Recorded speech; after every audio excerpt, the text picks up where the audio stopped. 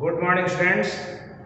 आज हम लोग जो है सीक्वेंस एंड सीरीज के कुछ आगे वाले फार्मूले जो है बताएंगे। कल तक हमने बता दिया था सीक्वेंस क्या है, सीरीज क्या है, अरिथमेटिक प्रोग्रेशन क्या है, प्रोग्रेशन क्या है, फाइनाइट सीक्वेंस क्या होता है और इनफाइनाइट सीक्वेंस क्या होता है। आज हम लोग जो है, और हमने कल nth टर्म ऑफ एपी बता दिया था। उसके बाद आज हम फार्मूला बता रहे हैं एपी के n टर्म्स का योग, यानी sum of n terms of AP. इसको देखिए आप, sum of first n terms of AP, यहाँ ध्यान दें, sum of first n terms of AP को डिनोट करते हैं Sn से, और Sn की वैल्यू होती है n/2 2a plus n minus 1 into D. दूसरा फार्मूला Sn निकालने का है, Sn इक्वल टू होता है n/2 a प्लस l होता है। यहाँ पे l क्या है, लास्ट टर्म में चाहे ले सकते हैं, where l is last term.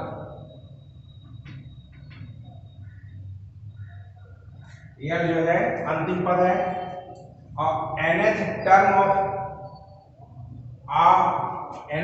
From the last term, यानी कि अंतिम पद से nवां पद निकालना हुआ अगर, तो उसका nth टर्म होता है l minus n minus 1 into d होता है। जहां पे l लास्ट टर्म है और d जो है डिफरेंस, कॉमन डिफरेंस है। अगर a b c कोई दो नंबर्स हैं और उनका am माने अरिथमेटिक मीन जो होता है a और b का, उसको कैपिटल A से डिनोट करते हैं, और डिफाइंड होता है ये a बराबर a plus b whole by 2।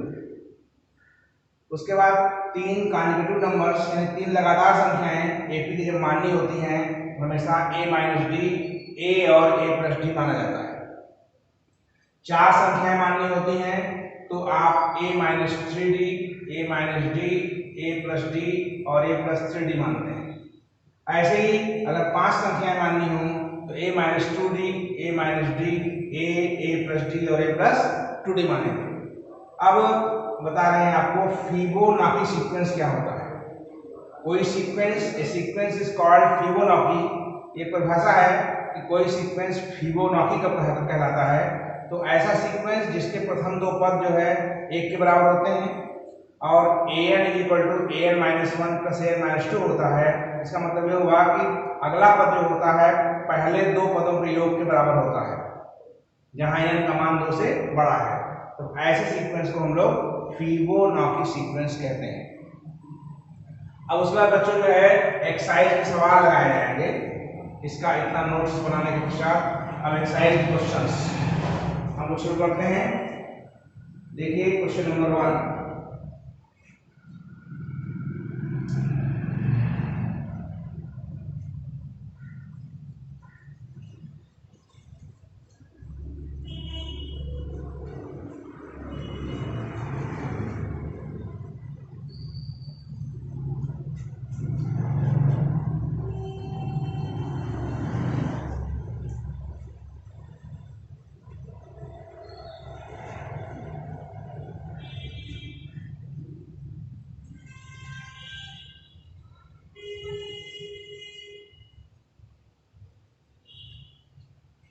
Question number आपका शुरू हो जाएगा। एक्सरसाइज आपकी एनसीईआरटी एक्सरसाइज है, एक्सरसाइज 9.2 एनसीईआरटी का है, क्लास 11 लिखा हुआ है। उसके बाद क्वेश्चन है, पहला क्वेश्चन है कि आप बताइए सम ऑफ फर्स्ट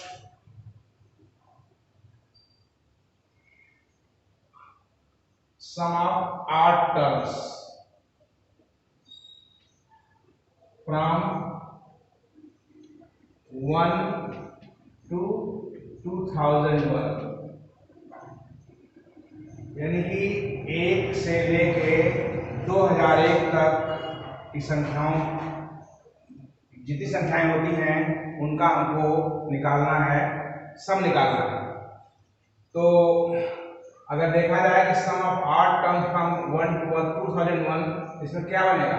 1 आएगा, 3 आएगा, 5 आएगा, 7 आएगा और लास्ट में आपका आएगा 2001 आएगा। तो 2001 जो है ये जो है आपका अंतिम पद है, ये आपका प्रथम पद ए है और डी निकाल देंगे तो लिख दोगे हियर ए बराबर 1, एल बराबर 2001 और डी बराबर 3 - 1 बराबर 2। फार्मूला होता है L is equal to a plus n minus 1 into d होता है। यहाँ से 2001 बराबर हो जाएगा 1 plus n minus 1 into d के स्थान पर 2 कर देंगे तो 2001 इधर ले आकर घटा लेंगे, बराबर हो जाएगा एन माइनस 1 इंटू 2 हो जाएगा, ये हो जाएगा 2000 अपान 2 बराबर हो जाएगा एन माइनस 1। तो इसका मतलब हुआ कि 1000 प्लस 1 बराबर n, इसलिए n की वैल्यू हो गई 1001 हो गई। फिर इसलिए s 1001 अगर निकालोगे तो आएगा, फार्मूला लगाते हैं n/2 a plus L formula होता है तो यहाँ 1001/2, जहाँ a रहेगा वहाँ 1 और जहाँ a रहेगा 2001 करते हैं, बराबर हो जाएगा 1001 अपान 2 इंटू 2000, 2 हो जाएगा, काटेंगे इसको तो 1001 आएगा ये, गुणा करने पे आ जाएगा आपका पूरा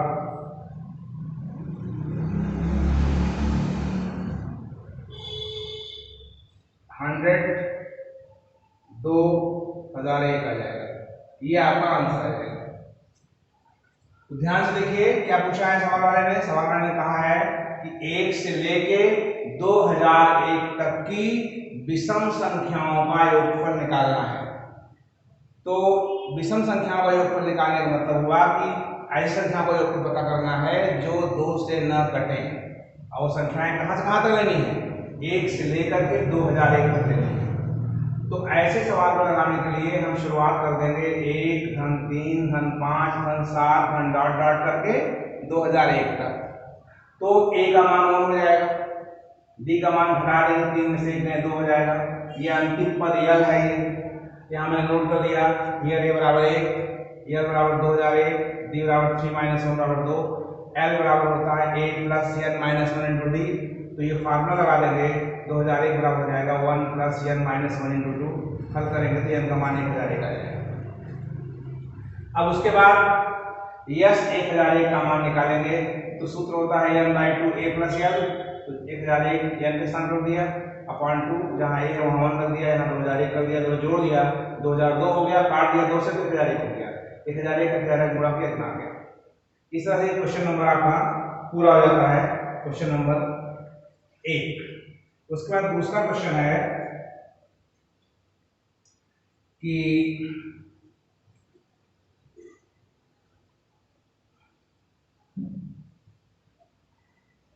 question number 2, sum of numbers from 100 to 1000 which are multiple of 5.